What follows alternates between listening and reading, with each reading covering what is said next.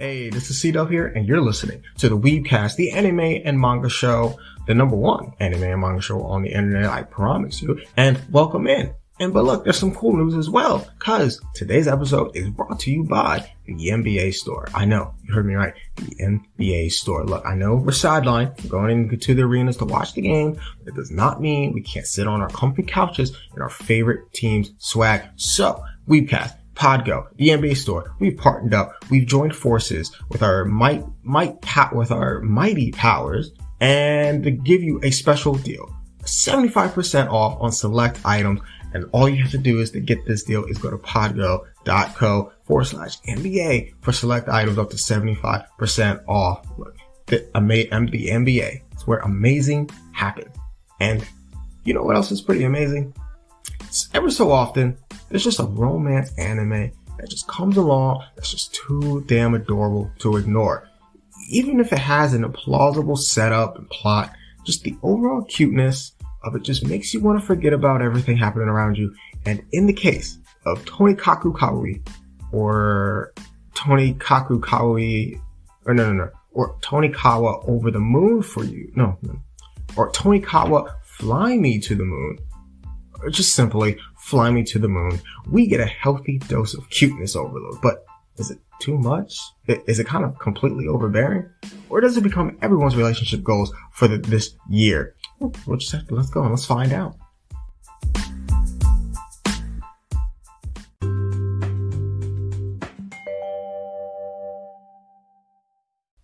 Look, to set the show up, because like I said, it has a kind of an implausible kind of setup, like I said earlier, and it's about this boy, a boy named NASA. And he's just kind of a little confused. He's not quite sure why people are laughing at him. Why is he the butt of the joke here? And, well, he finds out that his name is actually taken from, the American NASA organization. Yeah, that same organization. So, our boy's he's a rocket boy. But he's so upset about it. He vows to become a man so damn great that when people hear the word NASA, they think of him instead. So this man's gonna be so good that you don't even think about the American organization that has put people into orbit, into space, put them onto the moon. It's taken pictures of incredible things out in the endless expanse of the universe, or at least in the Milky Way. I don't know. I'm not an NASA person, but you're going to want to think about this kid, not a multi-billionaire, billion-funded organization, but just this kid. And he returns home. Because he just returned home. He's received his scores from a mock exam to get into Japan's top, rated high school. But he sees a girl from afar. So damn beautiful, so damn cute. He's like, man, that's a bad one right there. And he's like, I gotta talk to her, right? So he's making his move, moving his feet. So engrossed into, what he's about to say on his way to her, and bam! Boy, he gets hit by a truck. And I know what you're thinking.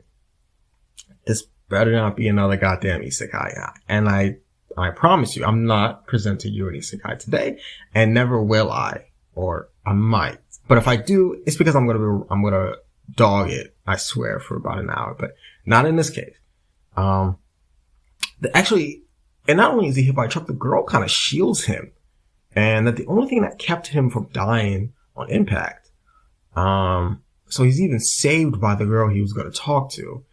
And, adrenaline's kicking in, his blood's pumping. He ignores the 2 broken legs and a concussion just to chase her down. And when he meets her, he asks her out. I mean, look, your body's barely moving. You're concussed, 2 broken legs. You don't even know how you're standing, how you're even moving. But you're like, if you're there, after all that's happened in the last 35 to 40 seconds, why the hell not? Ask her out.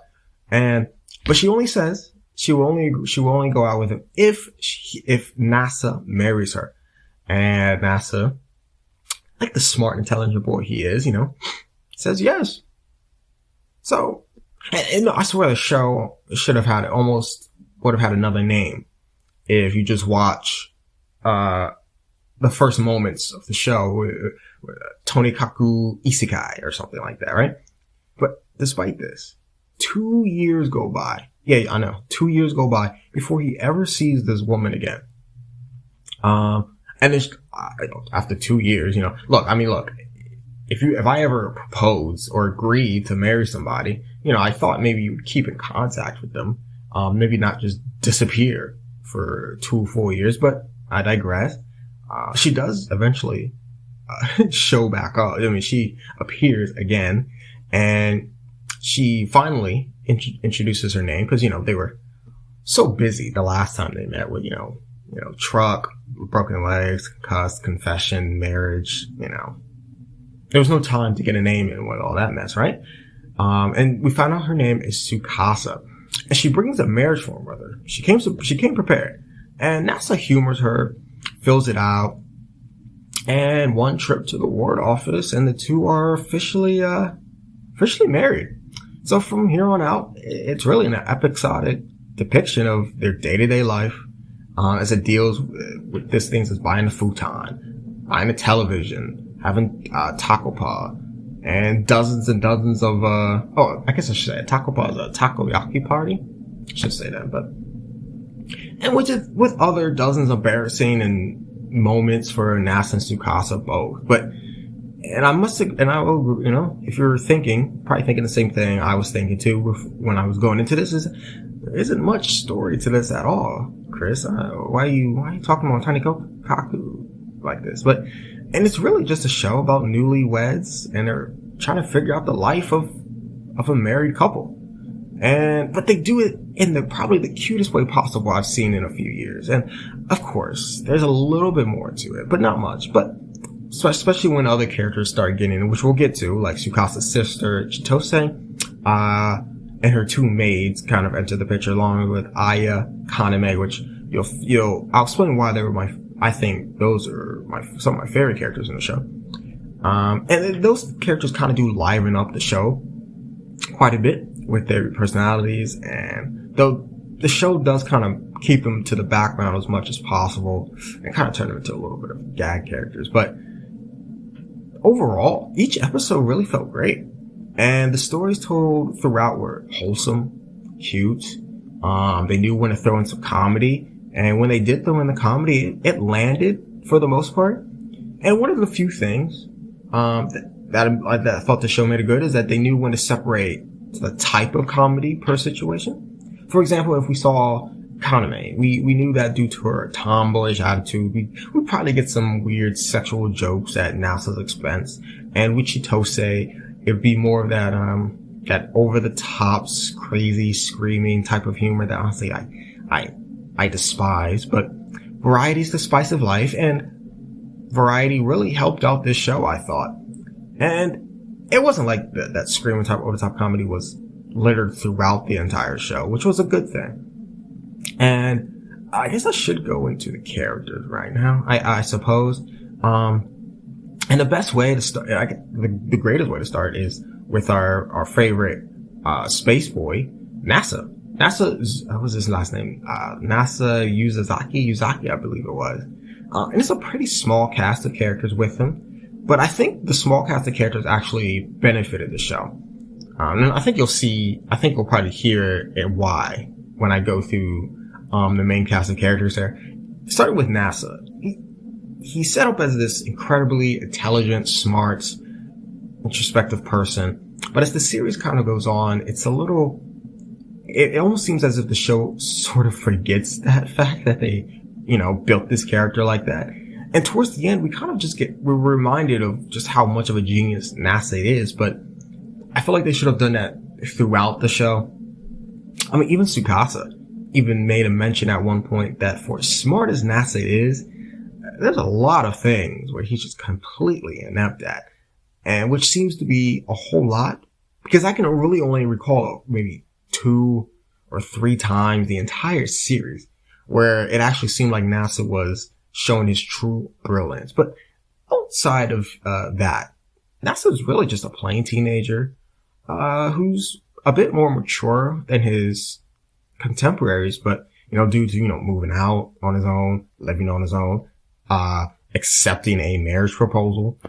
And because of this kind of the intelligence that they try to set him up with, he's been able to save money and actually evaluate every step moment of his life to, I guess I think they kind of explain it like to be to have the most efficient life, I think is the words that he uses. And despite that, he was still kind of a complete, total dumbass when it came to simple things, video games, buying a diamond wedding ring, cooking, and other just simple daily life things, While I guess they were trying to create a balance with his character, I think they think they overdid it on the one end of making him be a little too dumb, a little too naive. But look, overall, I think NASA's a decent character. And it caused us to see NASA in more of a normal light than he was portrayed in the start of the show. But we should need to go to his wife. The character which I have a little bit of a problem, more of a problem with than NASA. And that's Tsukasa Yukazaki, the perfect housewife. And why do you say perfect, Chris? Well, we'll get to that. Don't worry. Sit tight. Still, though, to this day, we really don't know why she married NASA. I mean, we learned that she didn't exactly care for living at her home, but it's never really explained deeply why she wanted to, wanted to marry NASA. And Chitose does, just try to get her to come back home. And once that's resolved, nothing more is really said about it. It really just kind of dropped. And I'm pretty sure the anime didn't cover the entirety of the manga. So I think that the reason might be saved maybe for a possible second season, or that may or may not happen. It's kind of up in the air right now. Regardless, Tsukasa almost seemed too perfect as a wife. I mean, look, sure, she gets embarrassed and she really loves NASA. She wants to be with him as much as possible, which is kind of odd given that it took her nearly 2 years after she saved NASA from getting hit by that truck. But as I said, the entire setup for the show was really far-fetched. And thinking back, any normal reason for these two to meet and get together and then get married would have worked given the context for the show. Still, it doesn't change the fact that Tsukasa is kind of the epitome of the perfect wife. And it bothers me just a little bit. Not much, but just a little bit. Like, she does everything good. Everything you would want in a wife, she does. She has no faults. She's caring, supportive, cooks. Anything you want in a spouse is literally, Tsukasa can do it. And it really just makes her, I guess, the Mary Sue of spouses. Does that make sense? I don't know. Like, she doesn't have any faults as a character as NASA's wife. And, I mean, guys, people out there, if you have that perfect, look, we call people perfect a lot, right? But I think this is the first character I've seen where we could actually call someone their perfect partner. It's just that I think that her lack of flaws is just a bit unrealistic. But that would be really my only problem with her. Other than that, I think she's pretty adorable. But her sister, on the other hand, here we go. Chitose Kaginogi, the generic tsundere character. Yeah, I know. You've seen one, you've seen them all. And the worst thing about her, really, she was so jealous of her sister being married, and she had a little feelings for NASA, so she didn't want to see NASA with her sister or really anybody. So she would try to break them up, and which was kind of annoying. I did not like those. I didn't really like those episodes. But eventually, though, she kind of wisens up a little bit and realizes that as long as NASA's happy, she kind of feels happy. And she just kind of lets the two be, live their goddamn lives. But in the beginning, like I said, she kind of goes far as to kidnap NASA and just tries to orchestrate this just really big plan to break the two of them up. And it was a bit of a drag for me. And she, like I said, and if you remember, when I was talking about the over-the-top screaming, joke, and yelling type of humor, this is that character. Every time she was on screen, that was the type of humor they would use for her. And I just hate it so much. Luckily, we don't get a lot of Chitose. And even when she is around, her screen time is pretty balanced out between the rest of the characters. So it does kind of fade into the back of your head if you're not paying attention to it so much. Then again, she has to be like that, I guess. Otherwise, she wouldn't be a generic tsundere character that you could find in, I don't know, just about any goddamn anime you would watch this year. The characters like Chitose really make you wish the anime industry would do something to reinvent the tsundere character to be a little more interesting. Side note, why don't we do that? WeebCast, Weeb Nation. Is that a good fan? I don't know. We'll work on it. We're not even 50 episodes in. I don't think I need a name for the listeners, right? Unless you guys want one. I mean, I'm down for that, but we need to do an episode on how to reinvent or how to make the tsundere character, do a character study and try to make the character better, because it's been the same way for several years now and it's ridiculous. It's on my nerves. I'm sure it grates your nerves as well. Tsundere characters, we demand a better tsundere characters. Let me know. I'm going to talk to Bo about it actually. And I'm going to work something out. I promise you. But on the next character, and actually a good character, a character I really like, much more than Chitose. And that's Kaname Arusigawa. And this character, she actually runs a bathhouse spa with her family. And at one point, she was actually very interested in Nasa and really loved Nasa. And then suddenly, when he got married and kind of destroyed all her hopes and dreams and feelings for her, how did Kaname not freak out about this? Well, she really didn't. She just she acted in a way a bit mature about it and really just kind of dropped it. And for someone who lost the love of their life to a girl that she's never heard of or met before, she accepted it pretty quickly, even for as a mature person probably would eventually over time. But I mean, she accepted it really quickly.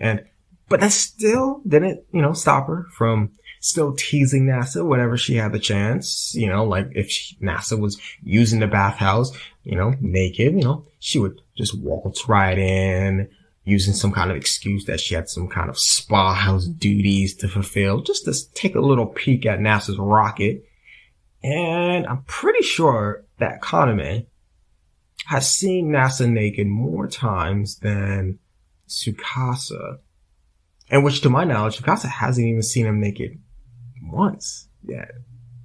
That's wild. And if anything, especially if you're a new listener to the WeebCast or you've been listening to all the episodes of WeebCast and you just haven't done it yet, make sure to subscribe. I think that NASA rocket penis joke, I thought was pretty okay, right? You like how I snuck that in there? That wasn't terrible or anything, right? I thought it was relatively funny, right? So if you haven't already, and if you're just listening to the WeebCast, the anime and manga show podcast for the first time, make sure wherever you're listening to, make sure you subscribe and follow me on Twitter and Instagram, and which you can find in the notes of this, in the description of this episode. All you have to hit more and you'll find that information. But still, Kaname, she was actually a really fun character and easily actually one of my favorites.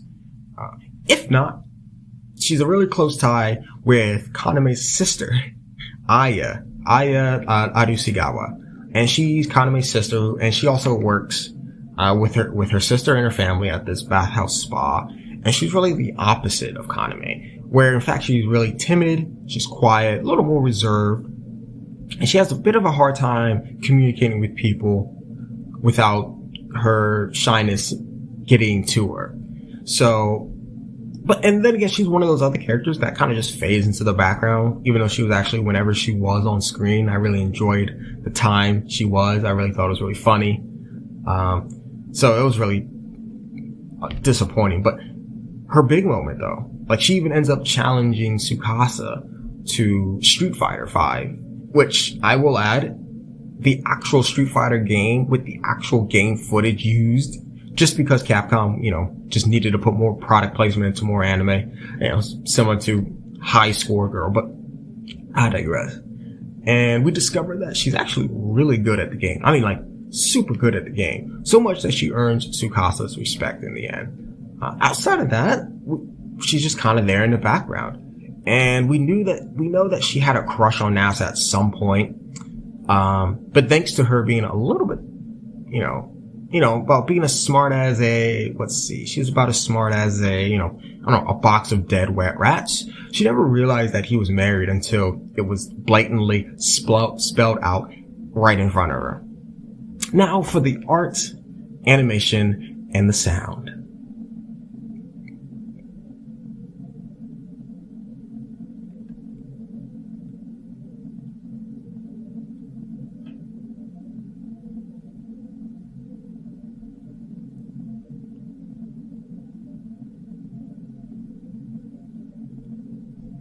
Now, the art and the animation and the sound isn't gonna knock your socks off. The art and animation, like I said, they're not gonna win any awards. So don't be surprised if it doesn't amaze you. Nothing really stood out, except maybe the final episode, where Seven Arts, the production studio in charge of the show, just kind of blew their goddamn budget on CG fireworks. Though scarce, spaced out, scattered throughout the series, you'll be able to notice some inconsistencies, and especially in the characters. The characters at some point looked really oddly drawn, a little misshapen. And I come to the one example that I remember the clearest is where we see NASA's eyes are like dangerously too close to each other, as if they were like sitting on top of his nose, or like pinching like the bridge of his nose kind of thing. And the thing is, you could notice because he was standing next to Chitose and Economy, I believe, who were positioned next to him, and their eyes looked perfectly fine. They looked at least decently spaced apart, but Nasa's eyes were just like noticeably way too close. So there were some consistency issues on that end.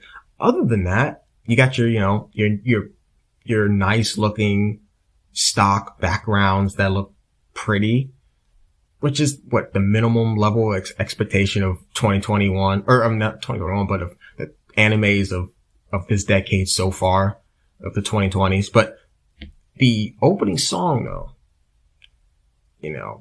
I really like how that was done. I really do enjoy how they animated the opening theme. And my favorite part of the opening theme is where we kind of see Tsukasa and NASA, and they're standing, I guess, across from each other, and they're behind them are half of a heart, and their images are posed so it completes the heart, and their hands are kind of outstretched as if their hands are about to touch and meet. Make sure you just look up the opening of Tonikawa. It's amazing. It's a bop. The soundtrack was kind of forgettable, with the exception of the opening theme song. The song itself is like, it starts off pretty quiet. It's cute. Then it just hits you with these catchy beats, fast paced techno beat, and it just kind of builds that slowly builds up to.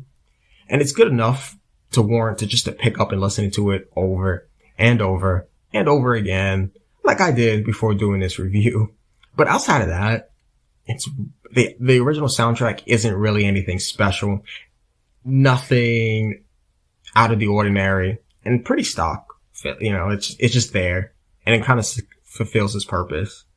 The overall, even though I was reading and enjoying the manga from Viz Media, which you should be downloading to read your manga, I came into this show with a maybe. And when I did my first reaction to it, I was afraid that after the out there premise of the show would fade, that my interest would also fade with it as well. And it would just end up as a generic rom-com that didn't really go anywhere or do anything really special for me. But, and this is the odd case. This is the weird thing. That's what ended up happening. But this is a weird case where not doing anything too special kind of worked for the show.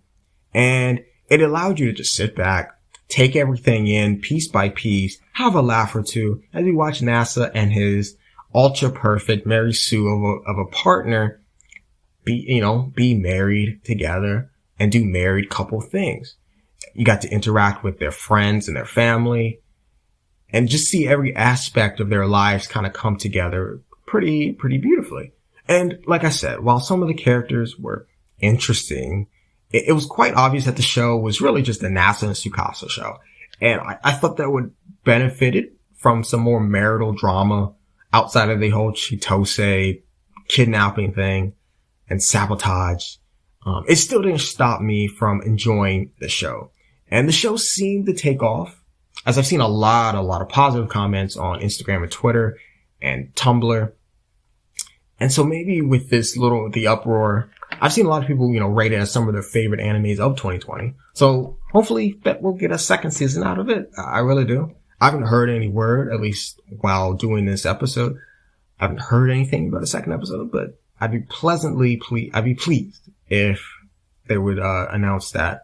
Though, if I were to be a little more fair, though, as good as the show was, it wasn't really a must-see for me on a weekly basis. And as busy as I am these days, and busy as you are probably these days, if there is a must-see show that has my attention, I will stop everything I'm doing just to make sure I get my weekly dose of it. But unfortunately, this wasn't really that type of show for me. And I really just binged it. And with Tonikaku Kawami, or whatever alternate name you want to give this show, marathoning this show is actually probably one of the better options for this type of show. And because I wasn't really crying tears of sadness when I had to wait a week for the show to come back. And I will behoove you just to binge this show. I mean, since it's over, that's the only way. But it's a real nice bingeable show. And to be honest, it's worth a watch. Especially if you really love innocent romance shows with a little comedy splashed right in there. Let me just be real with you guys. When you think of anime, you think of Crunchyroll. When you think of food delivered real fast, you think of Postmates. So when you think of podcasting, what do you think of? Or at least when I think about podcasts, I think about Anchor. Anchor is the perfect place if you want to start your podcast. You can talk about all kinds of things. You don't just have to talk about some weeb stuff that I talk about. See, in Anchor, there's a set of creation tools that allow you to record and edit your podcast right on your phone. It's crazy.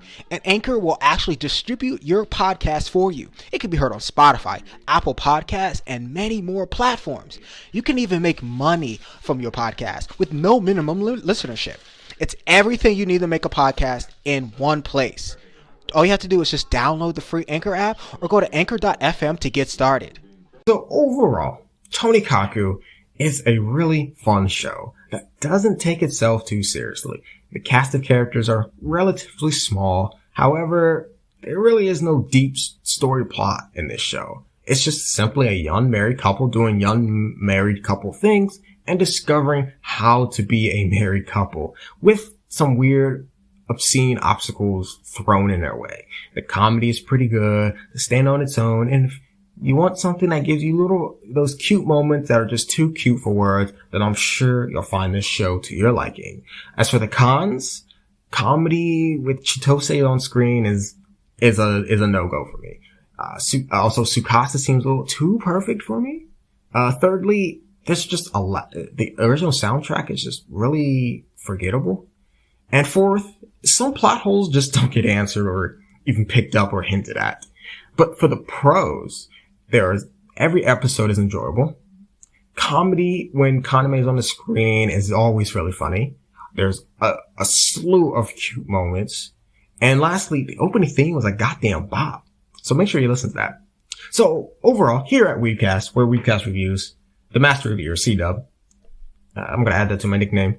I'm going to give this show actually about a 3 out of 3 stars out of 5. I thought it's a serviceable rom-com. Even though it was one of the better shows of 2020, the 2020 anime lineup wasn't as strong as it will probably be for 2021 or 2019. There was a lot of weak shows that came out in 2020 due to a lot of things out in the world, but it was, I guess, one of the stronger shows of last year. But overall, and compared to just the start we've had in 2021, it's really just an average kind of show, but still good. That's why I'm giving it a 3 out of 5 instead of a 2. And I still think it's actually worth watching. So there it is. That's the official WeebCast score. And this has been WeebCast, the anime and manga show reviews Tonikawa. So I hope you enjoyed this episode, and I hope you will enjoy more reviews into the future. If you want to see one of your shows we reviewed, make sure you request it on my Twitter or my Instagram or Reddit, which is great. It's great because I love doing reviews of shows that I've never seen, shows that I haven't seen in a while, or just shows that you guys like, because then it challenges me. And then I want to be fair. Like I said, I want to be the logic, the voice of reason in the world of anime. I think that was the thing I held my hat on when I started this podcast, which I want to bring up before I go, that we're almost at the 1-year anniversary of WeebCast. I think I started February 11th, or at least my trailer for the podcast was February 11th. I think my first episode was like that same week. I'll find the right date, but we're getting close. And I'll probably shift to season 2 of WeebCast. But, yeah, man, we're almost at a 1-year anniversary of WeebCast, which is wild. What a crazy year.